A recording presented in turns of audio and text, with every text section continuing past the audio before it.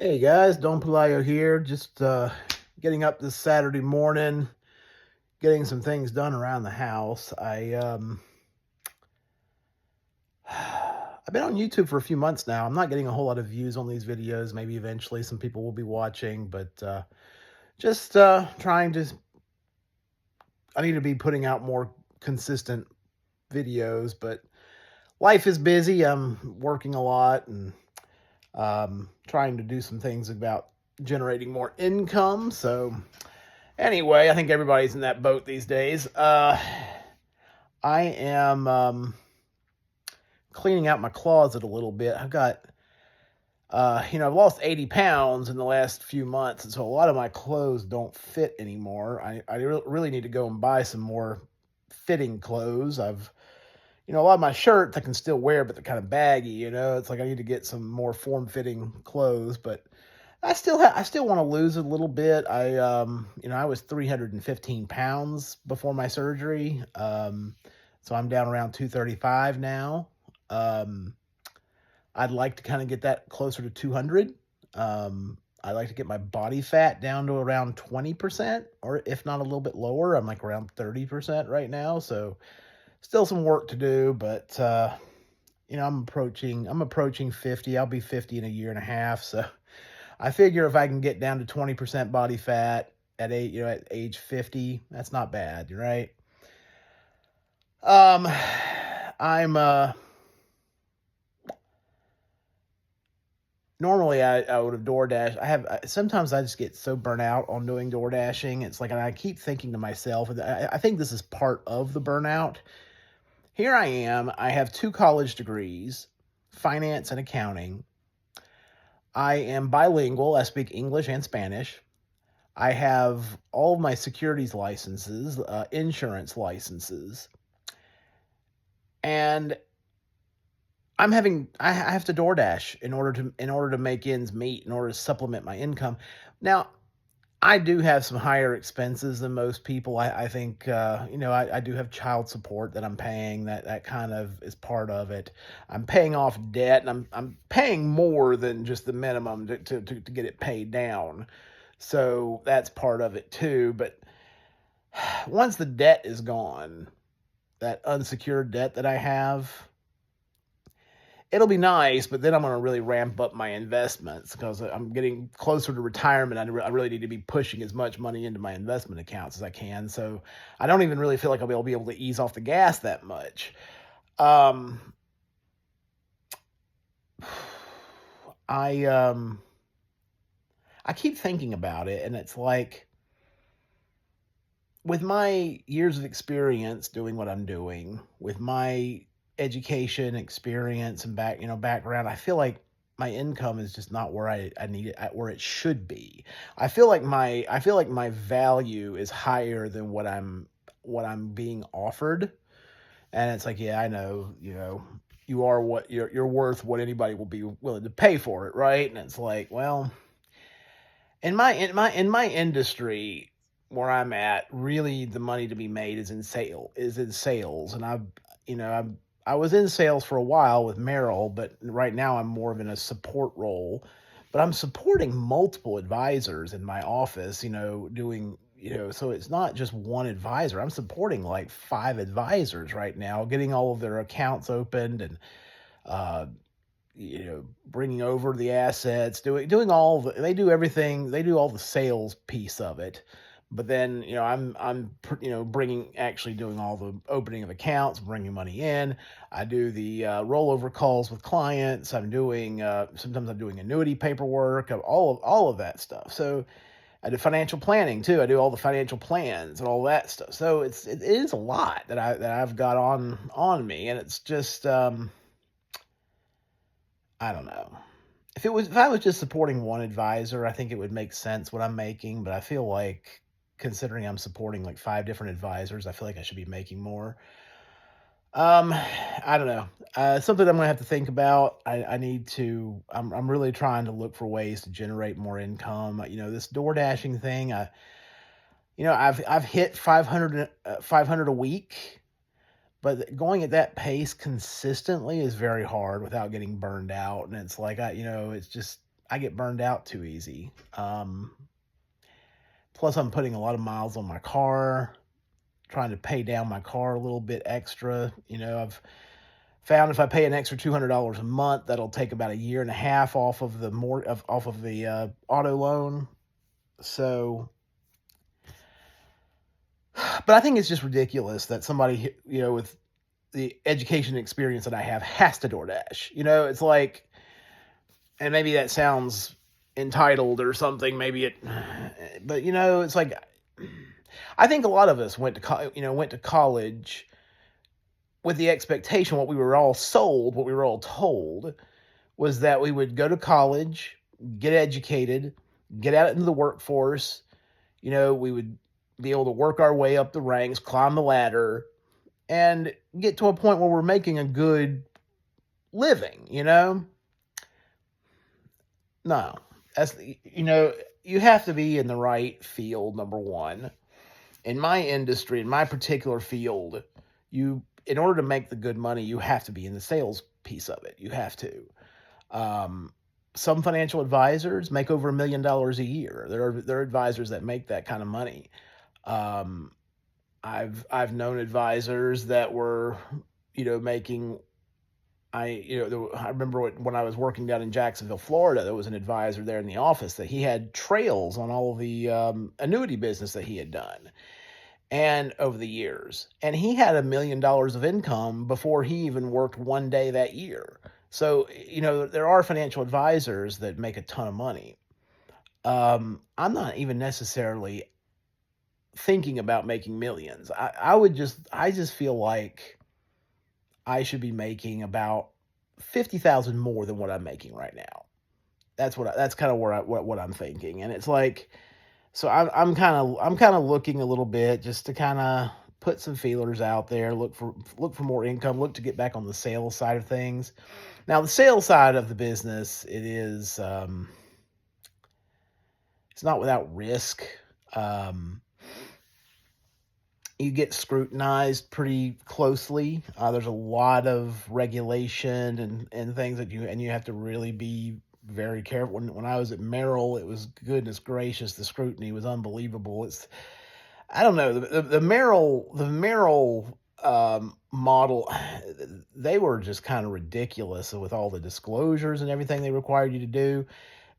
It wasn't like that in either one of my high net worth advisory jobs. When we would put in our case notes and everything into our computer system, we're just expected to put in, our conversation with the client. We would just go in there and put, what we talked about with the client, yada, yada, yada, and the details of our conversation. We weren't required to put 18 different disclosures also in our notes, about, we told them that investments aren't guaranteed. Every time we put in a case note or talk to a client, we had to tell them that. And it's just kind of like, it's kind of ridiculous. It's like none of these high net worth advisors do that. None of them do. So I don't know. Anyway, I'm kind of,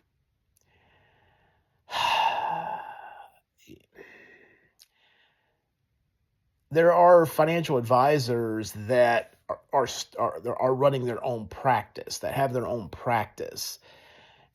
That's not the end of it that I would, if I was to go back into the sales environment, because most of those don't pay much of a base salary. I have to have a pretty substantial base salary for me to consider it, So I like the structure where you have a good base salary plus the opportunity for commissions and bonuses, and that's typically mostly found in the banks. So we'll see. I'm just tired. I'm just running kind of ragged right now with the door dashing. I'm kind of getting tired of going out early in the morning and then after work, and I need to have a life, Right now I don't have much of a life. It's just work. That's all I do. A little bit of free time on the weekends. I visit my parents on Sundays, but that's basically it. I also, want to make more money so that I can begin putting more money in my retirement and begin. I want to get a life insurance policy for my kids, so for when I croak, I can leave them some money. Um, anyway, it's just something I'm thinking about.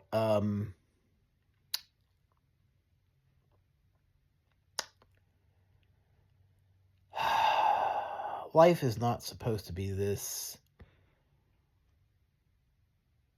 stressful. It's like I lived in I lived in Europe for a couple of years, and I saw how life was over there. And they have some stress. The biggest problem in Spain was their unemployment rate was so high. It's hard to find a good job in Spain. A lot of Spaniards leave their cities and either go to Madrid or Barcelona. Sometimes they have to go to other parts of Europe to really find a good job, and so that's a problem. Um,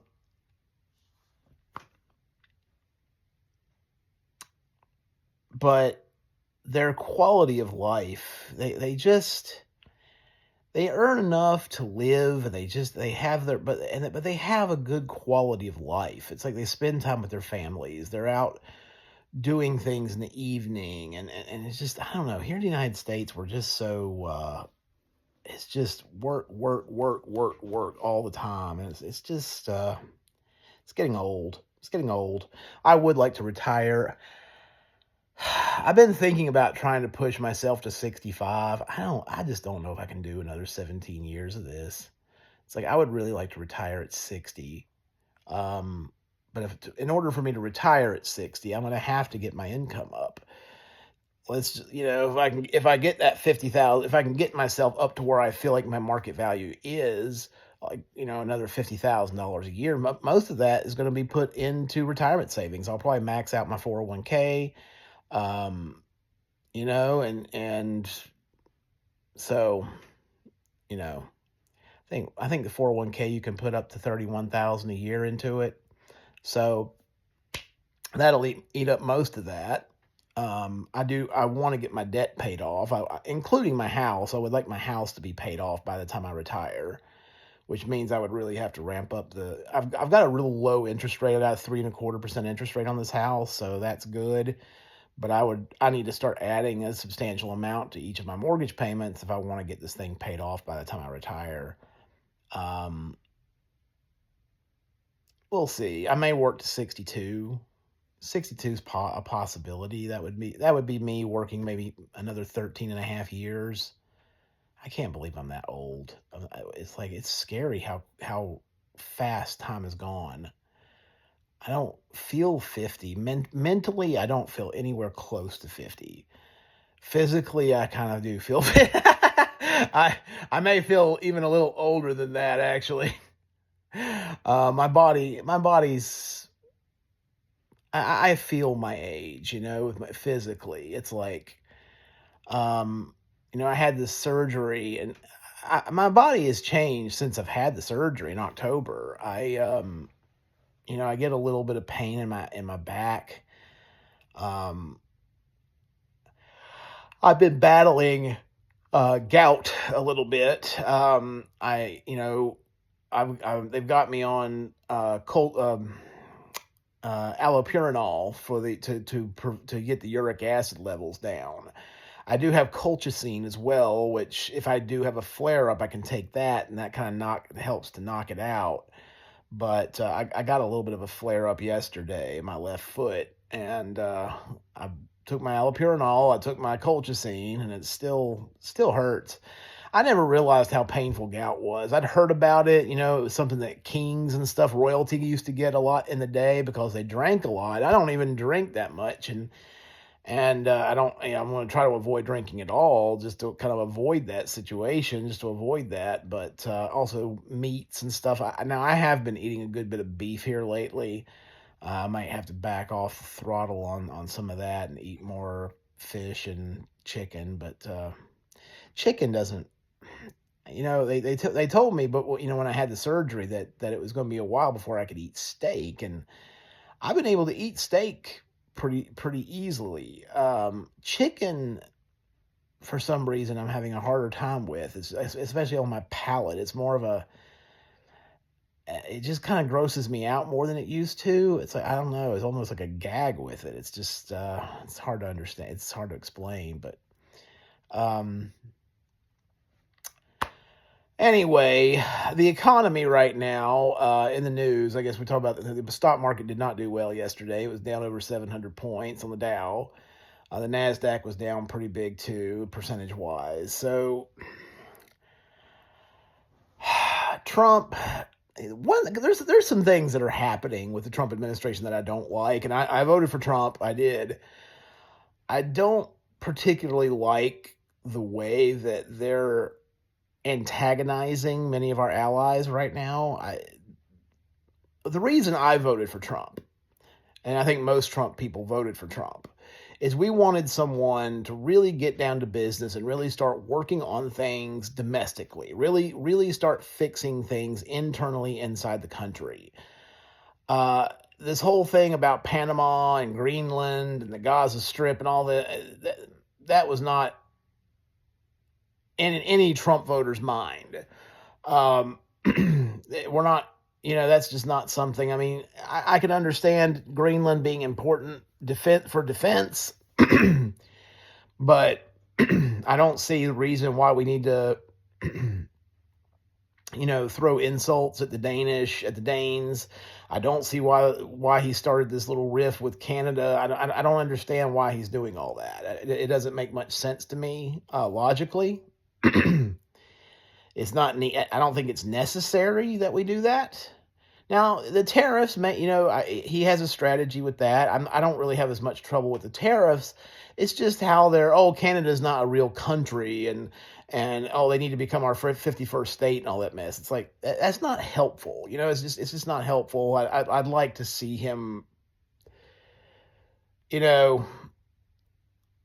I mean, I'm sure that part of that stems from some of the animosity that people have had for him, and now he's like the president of the United States again. He feels like he can just blast back, and it's just I don't know. I'm just not a big fan. I'm not a big fan of what he's doing that way right now. But other than that, I understand his strategy with the tariffs.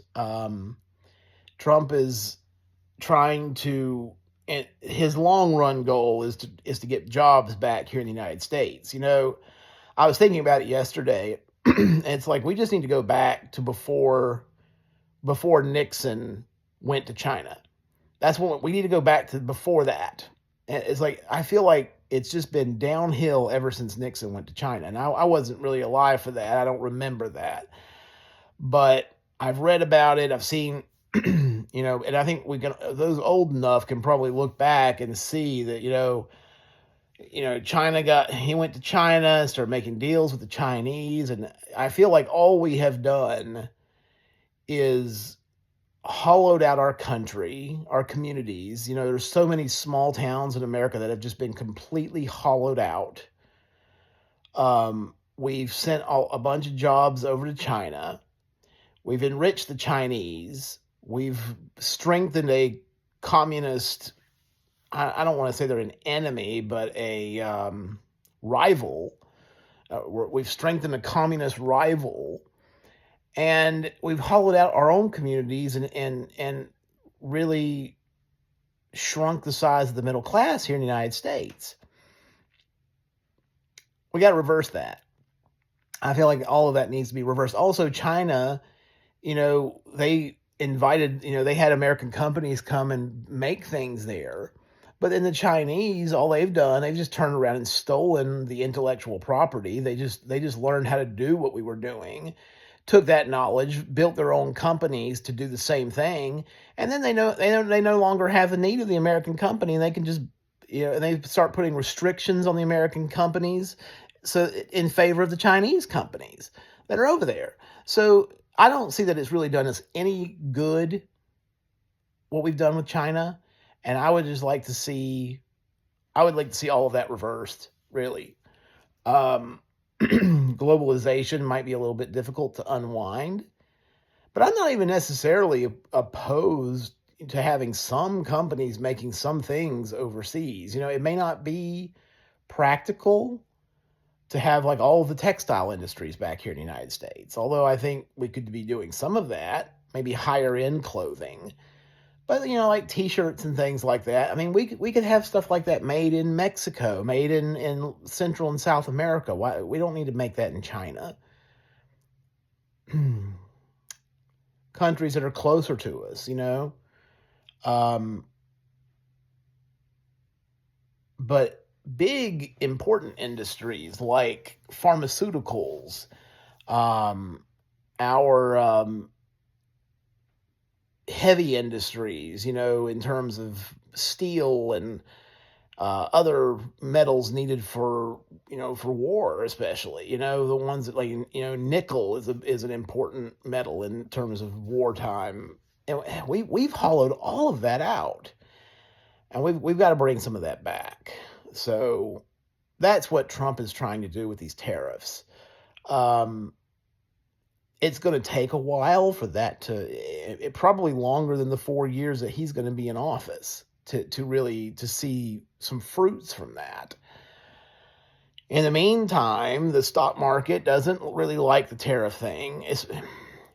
The market would probably be okay if he would just set it and just leave it alone. But he keeps taking it back and putting it on and taking it. And it's like all that uncertainty, the market hates it. The stock market hates uncertainty more than anything. Trump just needs to set a policy. We're going to just do reciprocal tariffs. Whatever you're taxing us, we're going to tariff you. And that's it. And if we had a policy like that and he just left it alone, I think the market would do better with it, because it just wants some certainty. It wants to know, okay, what they can expect, what the expectation is.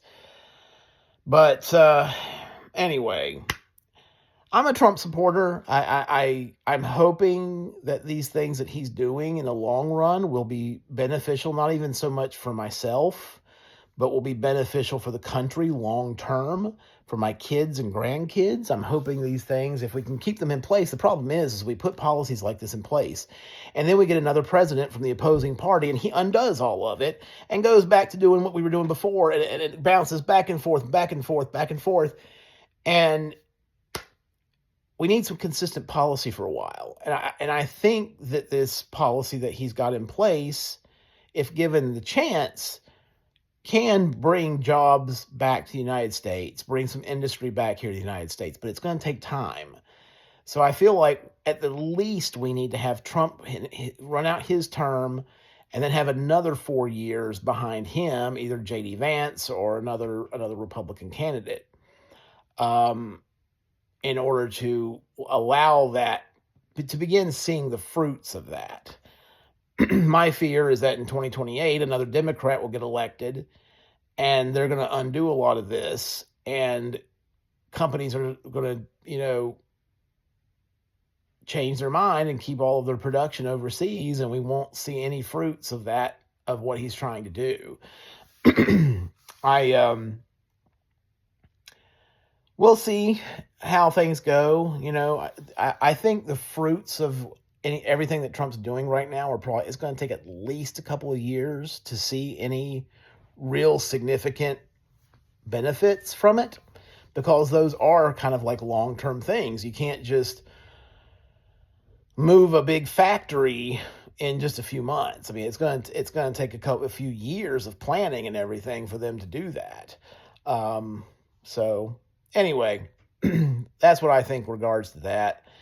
It's going to be sunny. It's sunny outside right now. It's going to be almost 80 degrees here today. I saw it's going to be like high of 77, I think. So close to 80. Because my foot, normally I'd be door dashing today, but with my foot hurting the way it is, I just decided I'd kind of take the day to do some things around the house, get my house organized, straightened up. I've got a lot of clothes I need to take to Goodwill, and I'm trying to thin out my closet a little bit. I want to go and get some new clothes, a couple of new shirts, a new pair of pants, more fitting. I have a couple of new pairs of pants, but I need to start building up my wardrobe again. And at the same time, I'm trying to save money, and I tell you, it's tough. It's tough out here these days, but I'm tired. I think that's the biggest thing that I feel right now is I'm just tired. Tired. I think we're all a little worn out trying to keep up with the cost of living. Um, it's harder when you're just a one income household, dual income household, it's a little bit easier. But I'm making it, I mean, I've got my house. I mean, I'm not I'm not really behind on anything. I'm just trying to build up some savings and build up my retirement funds, put some money aside for my kids. And it's like people say that you sound selfish, want feeling, but I just want what I feel like my value is. And I'm not wanting it necessarily, oh, just because I want more money. It's like I need to be saving for retirement. I've got some retirement savings, and I am contributing to retirement right now, but not as much as I need to be. Um, so I need to increase my retirement savings. I want to put more money aside for my kids. I want to take out a life insurance policy. I want to pay off some debt. And yeah, I do. I have some hobbies that I'd like to do a little bit more with. I'd like to take a trip every so often. I want to go back to Spain again. That reminds me, I need to renew my passport. I think my passport expires this year. So I need to renew that. Um, yeah. Oh, fun. Oh, I also need to file my taxes. I've actually calculated my taxes. I've already done it all. I owe $100. It was like around $100 federal, but I'm getting 80 back from the state, so it's pretty much a wash.